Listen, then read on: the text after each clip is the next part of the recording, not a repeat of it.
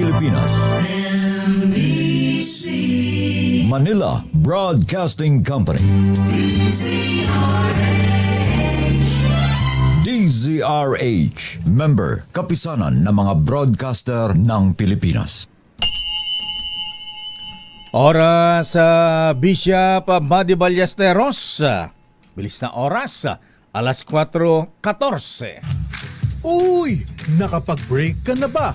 Nakapag-relax ka na ba? Saan ka man nagtatrabaho, mapa-opisina man o work from home o mula mismo sa pwesto, sasabayan namin ang break time mo. Sasabayan namin ng mga balita at komentaryo, mga panayam ng mga taong viral ngayon. DZRH Break Time! RH Break Time!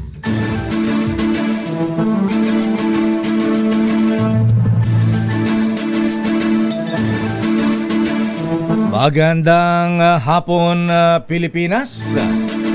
Ako po si Deo Macalma.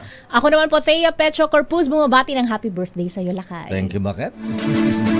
At sa mga nakaalala, maraming salamat po. At sa mga nagdadala ng pagkain, tama na po, na-empatyon na kami. So, bukas naman. Ipaskan natin sa ibang araw, Lakay. Maraming salamat po. Ayan, pagpalain po kayo ni Lord. Thank you. At narito ang headlines ng ating mga balita ngayong araw ng Miyerkules, July 16. Anniversary rin pala ng Lindol Mistaya, kung saan marami ang namatay sa Baguio at sa Nueva Ecija. Sa ating mga headlines, low pressure area sa loob ng Philippine Area of Responsibility. Abay siya ng bagyo. Ito ay tinawag na bagyong Krising. At posible lumakas pa ayon sa Pag-asa. Ilocos Norte muling niyanig ng mga kalakasang o ng may kalakasang lindol. Walang iniulat na pinsala ayon yan sa FIVOLS. Economic chacha o charter chains gustong buhayin sa Kamara at tiniyak na walang isisingit na term extension. Mga kalansay na nakuha sa Taal Lake ipinasilip sa media ng PNP Forensic Group. Maopisyal ng Presidential Communications Office PCO pinagsusumite ng courtesy resignation ng bagong press secretary Dave Gomez. Lisensya ng TNVS driver na nagtangkang manaksak ng mga pasahero sinuspinde ng LTO. Mag-asawang senior citizen pinagsasaksak ng sariling manugang, pambihira, kapwa patay. Hideout ng online dogfight sa Tarlac ni-raid ng mga otoridad, mastermind arestado. Nabuhay na naman yung dogfight. Ayan, parang sabong yan ng mga aso Pag natalo, Lakay, anong gagawin doon sa dog? Asusena? Ayan, ewan ko lang. 50% fair discount ng LRT2 at MRT3 sa mga senior citizens at PWDs. Inilunsad ng Pangulong Marcos. LRT2 at MRT3 may libreng sakay sa mga PWD simula bukas para sa National Disability Rights Week. At ngayon sa detalye natin mabalita sa kalagayan ng panahon. Isa na pong tropical depression ang binabantayang low pressure area sa loob ng Philippine Area of Responsibility. Ayon sa Pag-asa, huling namataan ng bagyong Krising sa layong 725 kilometro sa silangan ng Virac, Catanduanes. Naku sa inyo, Kuyang Governor Patrick. Taglay nito ang lakas na hangin abot sa 45 kilometers malapit sa gitna at may bugso o gustiness na 55 kph. Kumikilo sa Pakanluran ang bagyong Krising sa bilis na 35 kilometers per hour. Mabilis. Sa kasalukuyan, wala pa namang nakataas na typhoon signal. Pero sa forecast ng Pag-asa, inaasang lalakas pa ang bagyong Krising bilang isang tropical storm bukas na umaga at posible maging severe tropical storm sa darating na Biyernes. Saan ba ang direksyon nito, ha? Papunta ba ng Metro Manila? Ayan. Bakanluran So papuntang ano ito, ha? Bicol, papunta ng Batangas, Palawan, Mindoro area. Samantala, niyanig ng magnitude 4.8 na lindol ang bahagi ng Burgos, Ilocos Norte kaninang alas 9:03 ng umaga. Ayon sa PHIVOLCS, tectonic ang origin ng lindol na may lalim na 10 kilometro. Naramdaman ang intensity 2 sa San Nicolas, Ilocos Norte at intensity 1 sa Sinait, Ilocos Sur. Wala namang inaasahang aftershocks at pinsala na dulot ng pagyanig. Makatitiyak naman ng publiko na walang probisyon ng term extension ang isusulong na economic charter change kapag nagsimula na ang 20th Congress sa July 28. Ito ang kinumpirma ni Ako Bicol Party List Representative Alfredo Garbin Jr. kung saan sa pamagitan ng Constituent Assembly o CONAS ang magiging paraan ng charter change na pagbabago sa mga economic provisions. Sa CONAS, kakailanganin ang 3/4 vote ng mga mambabatas na inaasang magtataguyod ng transparency and democratic accountability. Naniniwala si Garbin na CONAS ang pinaka-epektibong paraan at kailangan ipaliwanag sa publiko ang layunin para maalis ang duda at ang mga misinformation. Baka daw mahalo ito ng probisyon ng term extension ng mga government officials. Narito si Congressman Alfredo Garbin. They have to file another resolution of both houses that incorporates amendments or proposed amendments to political provision. But as of now, what we have filed is just for Article 1, 12, 14, and 16. Conspicuously absent is the political provision. So wala ikakabahala. Ito po ay, and in fact, if you will base on the record, 18th and 19th Congress, yung dating kinakabahala, walang dapat ikabahala. Why? 18th, 19th Congress. Ano yung sinumiti sa Senado? Purely economic provisions, walang political provision. Pero ang dapat ikabahala dyan, Congressman Garbin, ay kapag naglabi ang mga business tycoon. Kasi ang mga malalaking negosyante misteya, kaya pa hindi umuusad-usad ang economic chacha. Kasi? Siyempre ayaw nilang pumasok ang mga dayuhang magiging kakompetensya sa negosyo. Ayan. Wala ng control. Dadami ang kakompetensya. Ngayon sila-sila lang. Sila-sila lang. Mag-i-invite pa ng mga foreign investors. Marami na silang magiging karibal sa negosyo. Kompetensya. Yan.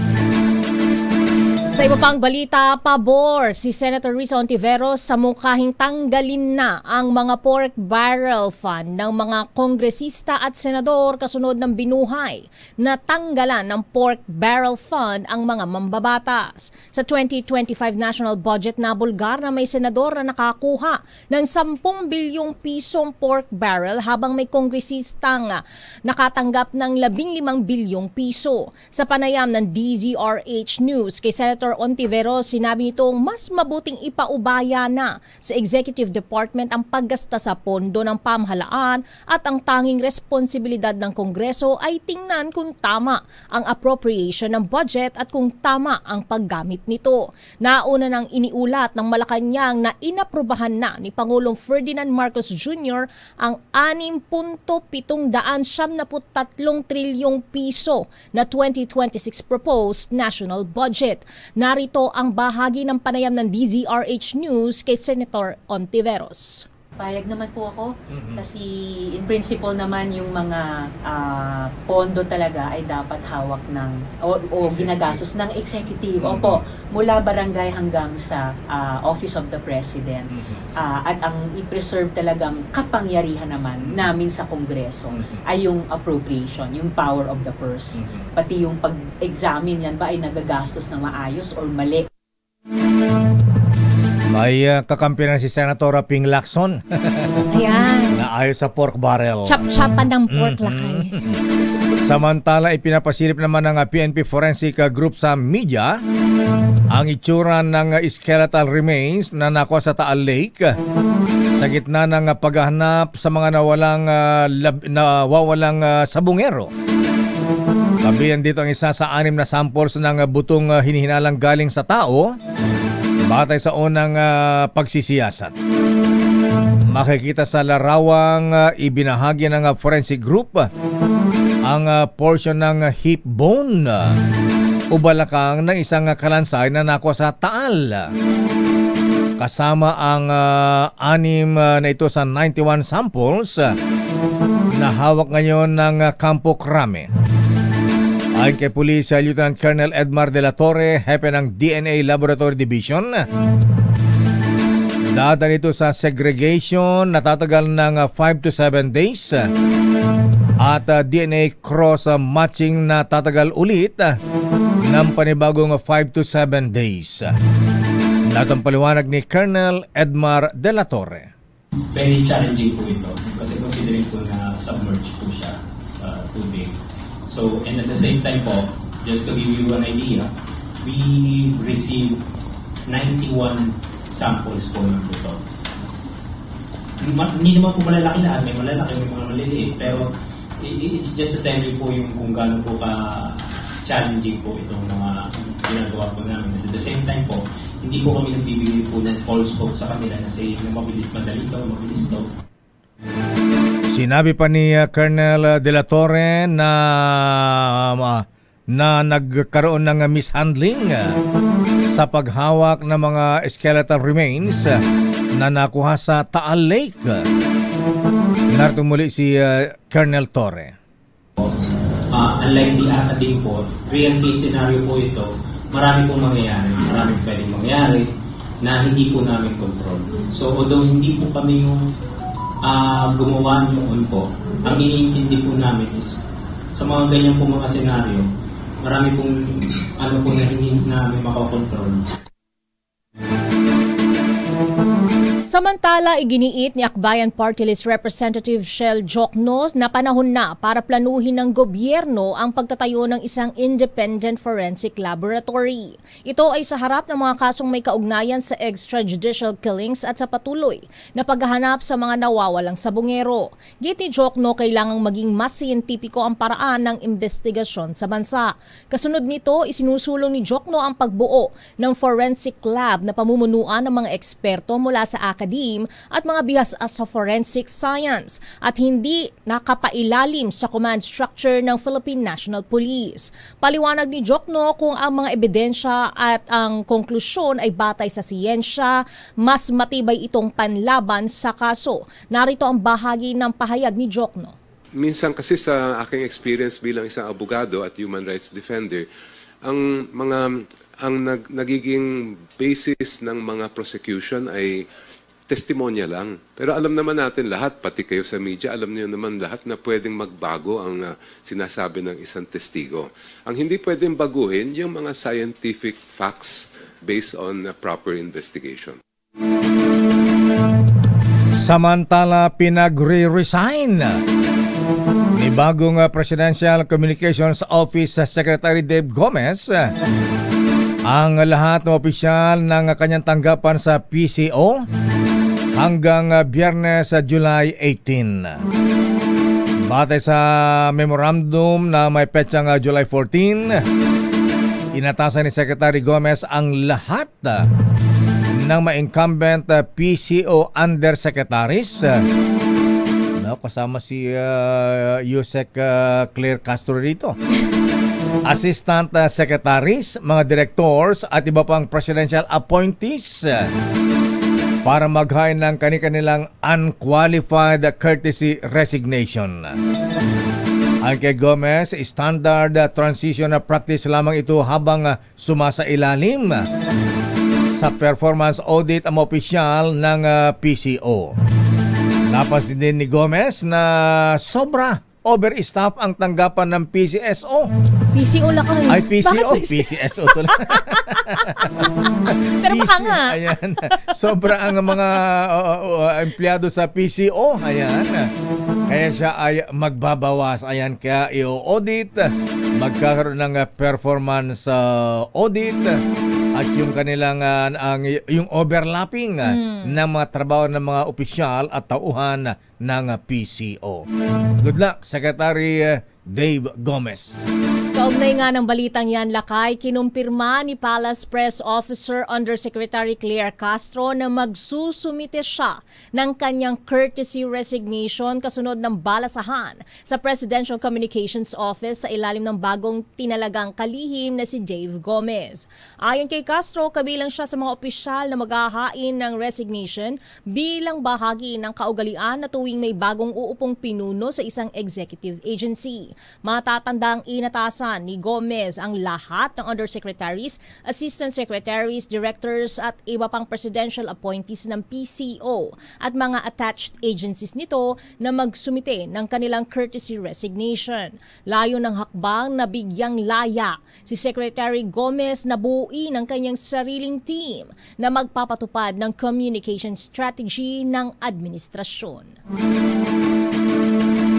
Babalikan natin ilang pang detalye ng ating mga balita. Congressman Sunny Lagon na idinadawit ng whistleblower ni alias Totoy sa mga missing sabongero, itinanggi ang akusasyon ng nasabing whistleblower. Samantala, lisensya ng TNBS driver na nagtangkang manaksak ng mga pasahero sinuspindi ng LTO. At ang mag-asawang senior citizens pinagsasaksak naman ng sariling manugang, walang utang na loob. Ano, ha? At hideout ng online dog fight sa Tarlac, ni-raid na mga otoridad. Dati meron ganyan sa Antipolo ngayon napunta pala sa Tarlac. Ayan, ni-raid na rin noon. At 50% fair discount sa LRT2 at MRT3 ng mga senior citizens at PWDs. Inilunsad ng Pangulong Marcos. Ang detalye ng balitang yan sa ating pagbabalik sa ating palatuntunang break time. RH Break Time. Oras, Mr. Cesar Lee, Mr. Michael is my guy. Dr. Isa Suntay, alas 4:31. Ang oras sa Mistea. Ganap ng alas 4:38 ng hapon. At bago ang mga reports at ilang pang mga balita, abay tawagin mo natin ating kadikit panalo. Kadikit panalo winner, si Ginoong si pala babae, ha? Si Ate Lina Flores ng Bulacan. Ating Lina Flores, magandang hapon po sa inyo, ate. Good afternoon po. Oh. Ayan, nasaan po kayo sa Bulacan, Ate Lina? Sa Parolan, Plaridel, Bulacan po. Plaridel, Bulacan. Ano po ang sasakyan yung dinikitan po ng sticker ng DZRH? E-bike po. E-bike ba? Yung e-bike, ang bilis-bilis po niyan, di ba? Ayan, mabilis ba yung magpatakbo? Sakto lang po. Sakto lang. Maingat ayan. naman. Pero pagka kinargahan ng diesel yan, bibilis. Opo. Pwede ng gasolina yung e-bike po ninyo? Oo nga. Anyway, binibira lang kita, Ate Lina Flores. Ang tanong po namin, ayan, abay, kailan po ang anibersaryo? 86 anniversary ng kauna-unang himpilan ng radyo sa Pilipinas, DZRH. Kailan po? Kailan po nag-celebrate ng anniversary ang DZRH? Hindi po siguro. Ano po? Sige na, nahihirapan si ate. Kahapon, Ate Lina. Kasi ayan. ngayon birthday na ni Lakay. Bonus round na lang, Lakay. July 16. July 15 po ang July 15 po ang anniversary ng DZRH. Ayan, hindi po 16, birthday ko po yun. Anyway, ayan. Anyway, ate, dahil birthday ko naman ngayon, hindi ko nababawasan ng 500 ang premyo ninyo. Ayan, buo pa rin ang 1,000. Congratulations. Congratulations. Opo, thank you po. Ayan, congratulations sa Ate Lina Flores ng Plaridel, Bulacan. Huwag niyo ibaba yung cellphone at kakausapin ko yung saan ipapadala ang yung napanalo ng limpak-limpak na salapi. At bago ang report mula sa Malacanang, ano ang latest sa Malacanang, Miss Let? Ayan, nagpagupit na pa ang presidente. Ayan. Kasi pupunta na Amerika. Di ba? Agad pukis ba yung tawag ng Lakay? Bagong gupit. Bagong pukis. Ayan. Pero sa mga nakilala po at kaibigan, ayan, ni DepEd Secretary Sani Angara, ipinapaalam po sa inyo na birthday po rin niya ngayon. Ayan. Magka-birthday kayo lahat.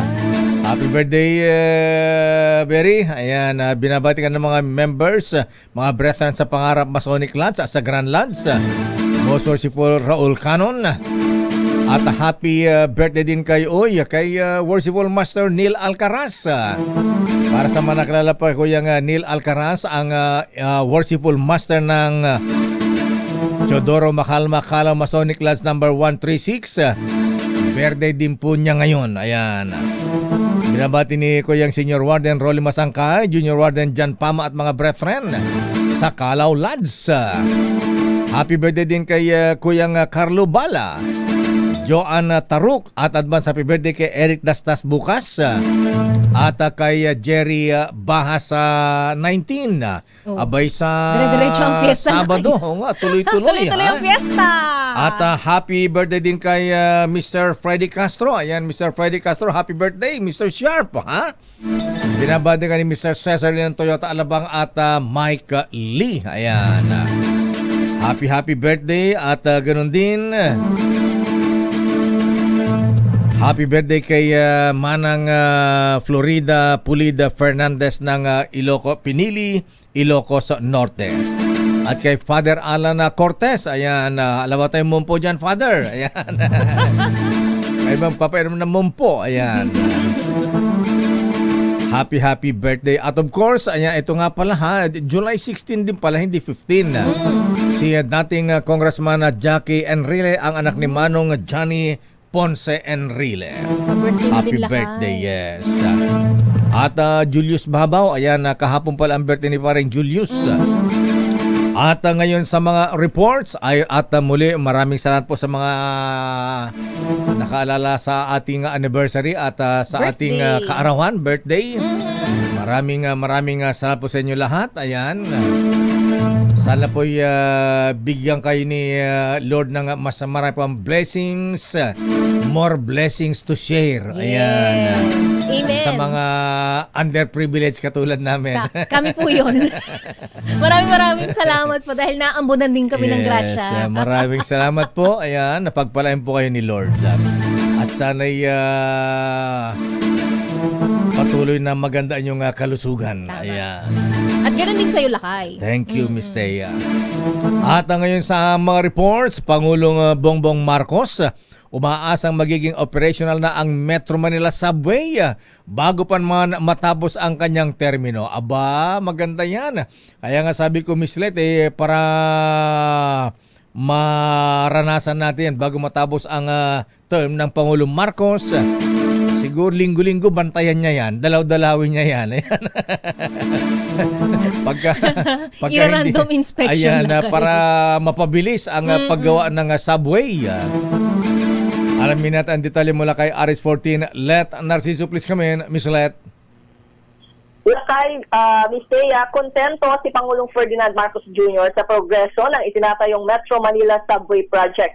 Sinabi ito ng Pangulo na mag-inspeksyon sa Camp Aguinaldo Station ng Subway Project. Umaasa ito na matatapos ang proyekto at magiging partially operational pagsapit ng 2028. Ayon kay Pangulong Marcos, batay sa nakita niyang takbo ng operasyon ng tunnel boring machine na pinangangasiwaan ng Japanese engineers, maayos naman at mabilis ang trabaho. Narito si Pangulong Marcos. Sana matapos natin ito hanggang sa Valenzuela, baka matapos natin ito 28. Baka pwede nang inaugurate 2028. Basta tingnan natin. Lahat naman ay nag-agree na kailangan na bilisan ng mabuti ng gusto dahil ang mga ating mga commuter para naman mas maginhawa. Ayon sa Pangulo, kapag nakumpleto ang buong linya ng subway mula Valenzuela hanggang airport sa Parañaque, ay magiging 40 minuto na lamang ang biyahe na kadalasang inaabot ng 2 oras. Ito si Lieutenant Narciso para sa DZRH, una sa Pilipinas, una sa Pilipino. Maraming salamat, Ms. Leth. Samantala, impeachment trial kay Vice President Sara Duterte gustong ipagpaliban ng mga senador. Ayon kay Senator Joel Villanueva. Kung bakit, ididetalya sa atin ni RH28 Raymond Dadpaas. Raymond. Mr. Mayor, marami sa mga senador ang gustong iurong ang impeachment trial kay Vice President Sara Duterte. Ayon kay Senador Joel Villanueva, pabor ang kanilang mga kasamahan na sa August 4 na gawin ang impeachment trial. Sa kaapihan sa Manila Bay, sinabi ni Villanueva na karamihan sa kanyang mga nakausap na senador ay gustong sa August 4 ang convening ng impeachment. Ito'y isang linggo lang matapos ang State of the Nation address ni Pangulong Bongbong Marcos sa July 28. Dahil sa petsang ito, nakapaghalal na ang Senado at Kamara ng Senate President at Speaker, ganoon din nakapagtalaga na ng chairman ng mga komite. Sa ngayon ay nagkukonsulta na rin si Senate President Chis Escudero sa iba pang senator judge para dito. Una nito ibinigay na petsang July 29 para mag-convene ang impeachment court sa kaso ni Vice President Sara Duterte. Raymond, Mayor, bakit gustong i-postpone ang impeachment trial? Para daw mas kumbaga magkakaroon ng linaw lahat, Mayor, dahil sa July 28 ay pagbubukas pa lang, ayaw nilang parang nag-aapura sa July 29. So isang linggo lang daw ang kanilang hihinging postponement para by that time meron na silang Senate President, meron na Speaker, pati yung mga committee chairmanship ay napagbotohan na kung sino yung mga itatalagang chairman ng iba't ibang mga komite. Nailatag na ng maayos. Reasonable naman na 1 week lang naman pala. Akala ko next sa next Congress na. Sa 2026 pa. Hindi naman pala ganun katagal. Magpa-plastar lang lakay. I-plastar na pa. Ayusin mo na yung mga committee chairmanship. Ayan, o nga naman. Tama lang. Understandable, Raymond. Yan. Mukhang ganun daw yung parang mayorya ng mga senador na nagkakasundo. Kaya baka yung ganun ay maaaring mapagkasunduan. Yun na nga, sa August 4 na lang daw ang pag-convene ng impeachment court sa 20th Congress, Mayor at Ms. Taya. Basta wag nila insist yung forthwith. Ayan. Okay, maraming salamat, Raymond. Ito si RH28 Raymond Dadpaas para sa DZRH, una sa Pilipinas, una sa Pilipino. Maraming salamat, Raymond Dadpaas sa OK nga Road, at mula sa Senado dumako tayo sa Kamara. Resulta naman ng SWS survey, patunay na may clamor daw ang publiko at para maobliga na ang Senado. Nasimulan na ang impeachment trial kay Vice President Inday Sara Duterte Carpio. Ang detalye mula naman kay Manang Milky Rigonana. Milky. Nakayateya ang resulta ng SWS survey ay patunay na malakas ang panawagan ng publiko na marinig ang panig ni Vice President Sara Duterte laban sa mga alegasyon laban sa kanya sa pamagitan ng impeachment trial. Reaksyon to ni Akbayan Party List Representative Shell Jokno sa resulta ng survey ng Social Weather Station na 66% ng mga Pinoy ang naniniwala na dapat nang humarap si VP Sara sa impeachment court. Sabi pa ni Jokno, matagal nang inaabangan ng publiko na makitang ebidensya ng prosecution. Anya, nasa salig ang batas sa sandaling dumating ang verified complaint na may pirma ng 1/3 members ng Kamara ay tuturing na itong articles of impeachment at dapat agad-agad ng simula ng trial. Dagdag pa ni Jokno sa impeachment, hindi lamang mga senador ang naguhusga kundi tayong mga Pilipino ay judge din na nasa salig ang batas sa public office sa public trust. Narito si Akbayan Party List Representative Shell Jokno. Case. At yun mismo ang utos ng ating saligang batas na pag dumating yung verified complaint na may pirma ng at least 1/3 ng members ng House, yan ay ituturing na articles of impeachment at agad-agad kailangan magkaroon na ng trial. Pag sinabi natin trial, ang ibig sabihin nun ay yung mismong paghaharap ng ebidensya, pag-uupo ng mga testigo para malaman natin kung ano ba talaga ang kaso. Hindi lang, sa impeachment kasi hindi lang naman ang mga senators ang naghuhusga. Pati lahat tayo mga Pilipino ay judge din. Dahil 'di ba ang kasabihan natin sa konstitusyon ay public office is a public trust. And that trust must never be abused or violated. Dagdag pa ni Jokno, malakas din itong mensahe sa Senate Impeachment Court. Nasimula ng impeachment trial dahil habang nabibinbin ang pagdinig, lumalakas ang hangarin ng publiko na marinig ang katotohanan at pangapaliwanag ng Vice Presidente. Ako si Mildred Gunahan nagulat para sa DZRH, una sa Pilipinas, una sa Pilipino. Samantala, listahan ng Alpha members sa likod ng missing sabongeros na isumite ni alias Tutoy at hindi sasantuhin. Ayon yan sa DILG. I-detalye mo ang balitang yan, RH52, Edniel Parrosa. Edniel. Siniguro na Secretary John Vic Remulla sa ilang pagtabol sa mga tinawag na Alpha Group members na may kinalaman umano sa mga nawawalang sabongero. Sa ambush interview sa Campo Crame, matapang na sinabi ni Remulla na kakasuhan nila ang lahat ng tutukoy sa case build-up kahit pa sila ay mayor, gobernador o senador. Reaksyon niya ng kalihim sa revelasyon ng whistleblower Philip Patidongan na may ilan nang tumatanggap ng 70 billion pesos o may ilang tumanggap ng 70 milyong piso. Mga negosyante si Charlie Atong-Ang na unang tinawag ng Department of Justice bilang suspect sa kaso. Pakinggan natin si Secretary Remulla. No second cause. Kung kahit mayor, kahit governor, kahit senator, basta kasama sila dun sa Alpha Group na yan, anyone involved in the Alpha Group will be charged kung mapunta ng mismo. Ibinunyag din ng kalihim na nakapagsumiti na si Patidongan ng listahan ng umano'y mga miyembro ng sinasabing Alpha Group. Ibig sabihin, malamang ay kilala na rin sila ng Department of Justice, pero ito ay under investigation pa. Pakinggan ulit natin ang DLG Secretary. Si Totoy ay bigay na ng listahan, it's under verification now. So, more or less talaga ng DOJ yung Alpha Group, at sila nakatapos sila.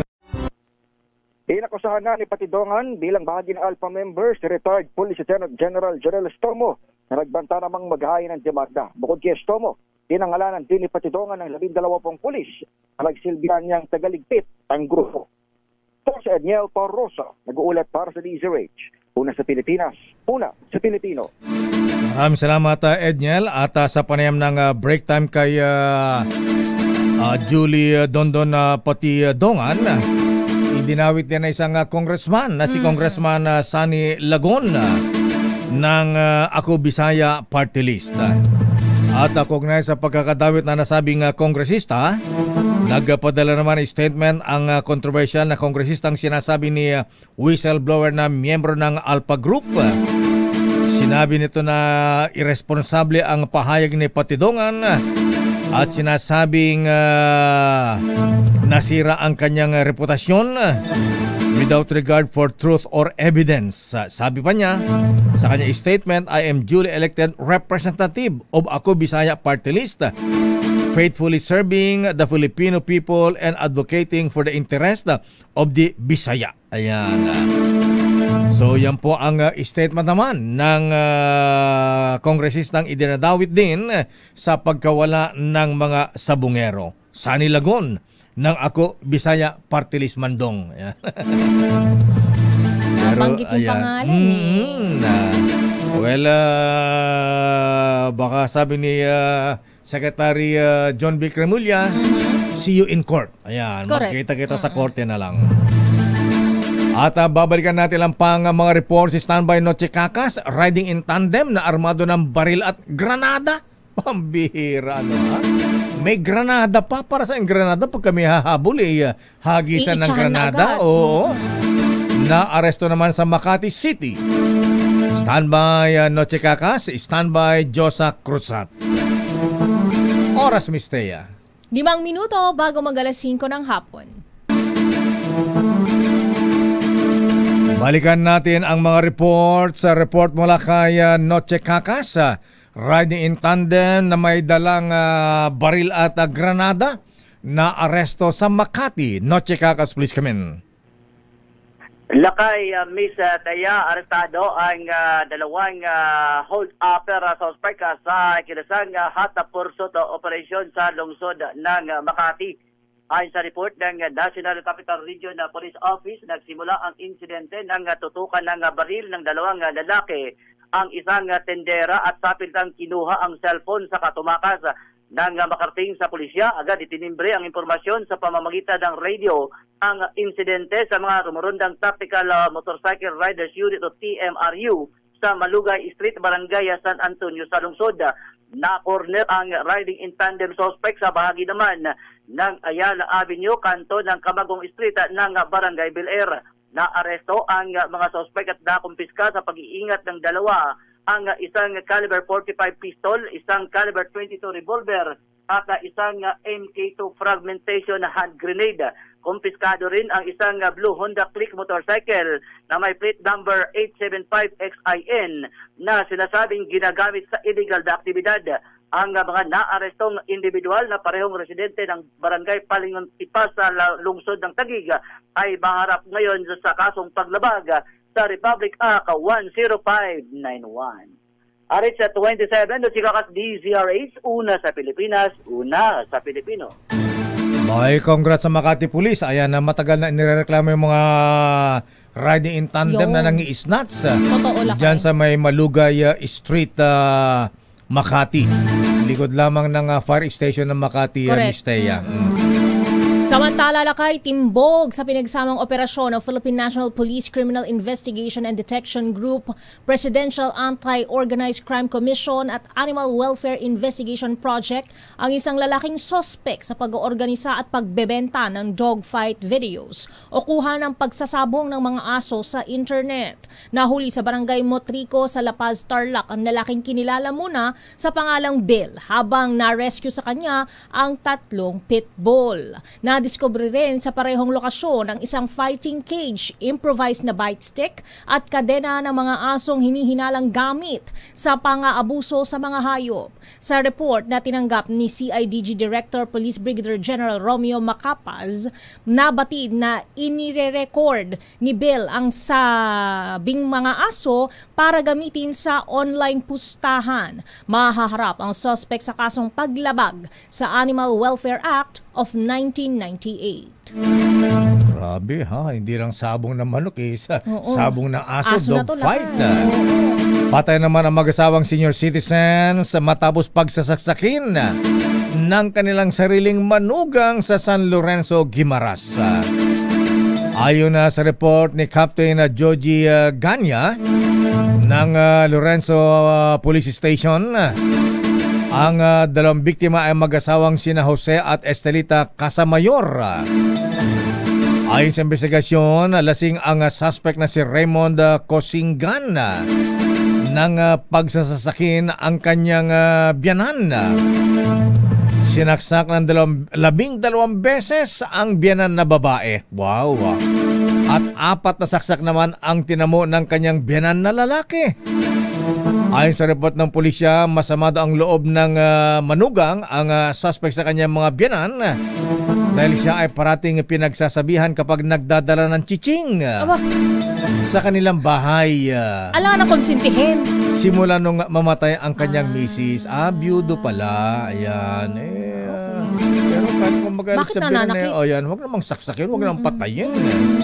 Showbiz, Miss Thea. Jessica Sanchez, golden buzzer sa kanyang America's Got Talent comeback. Idatali mo ang showbiz news na yan. Diyos ng showbiz, Diyos sa krusat. Lakay at Miss Thea, isang beautiful moment. Ang pagbabalik ng Filipino-American singer na si Jessica Sanchez sa America's Got Talent matapos niyang makuha ang golden buzzer mula kay Judge Sofia Vergara. Umindak ang audience at mga horado ng AGT na sina Sofia, Simon Cowell, Mel B at Howie Mandel matapos ang powerful performance ni Jessica ng kantang Beautiful Things. Pero ang pinaka-wow moment ay nang isiwalat ni Jessica na buntis na siya sa kanyang first baby at kasal na rin siya. Kwento ng 29-year-old singer. Isa siya sa mga contestants ng unang season ng EJT kung saan ay umabot siya hanggang semifinals. Aniya pa'y dumaan siya sa panahong naligaw at nawala ng gana sa musika, pero ngayon ay mas buo na ang kanyang sarili at alam na raw niya kung sino siya bilang artist. Bukod sa standing ovation, lalong naging emosyonal ang eksena matapos niyang pindutin ni Sofia ang golden buzzer para bigyan si Jessica ng direct pass sa live shows. Matatanda ang tumikat si Jessica bilang runner-up sa American Idol Season 11 noong 2012, kung saan una siyang minahal ng fans sa kanyang boses at husay sa birit. Para sa Break Time Showbiz, ito si Josa Cruzada nag-uulat para sa DZRH. Una sa Pilipinas, una sa Pilipino. Maraming salamat, Miss Josa Cruzada. Mas matindi bang bumirit kaysa kay Regine Velasquez, Miss Taya? Iba yung style niya rin, Lakay. Iba yung style niya. Nagad nga ako na pwede palang bumalik sa pa-contest yung mga, di ba parang professional na rin yan. Lakay, nanalo na, tapos naging recording artist na, sa diba? bagay, sa Amerika, sa mga ganyan, pwede naman. Lahat pwede. Ayan. Di baka pwede rin ako doon. Kaya, pwede ka. May pag-asa ka pa, Miss Taya. Ayan, konting practice na lang. Konti na lang. Pipihiti na lang na contest. Congratulations sa Jessica Sanchez. At para sa mga nagtatago ng dollar dyan, magkano? Abay, lumalakas ang palitan ng dollar, bumabagsak ang piso na naman. Bakit? Abay, sabi nating business correspondent Michael Ismaygay, ang palitan ng dollar ngayon ay 57 pesos and 8 centavos. Pumalo na naman ang 57. Samantalang kahapon ay 56 lang, 56.73. Bumagsak ng 35 centavos ang piso natin compared sa dolyar. Buti na lang, Lakay. Wala akong iipitin. At yan ang kabuhan natin palatuntunan ng Break Time. Ako po si Deo Macalma. Ako naman po, Thea Petro Corpuz. Antabayanan, mga balansyadong balita, Henry Ura at Miss Kay, Karen Ouyong. Oras, alas 5:06. This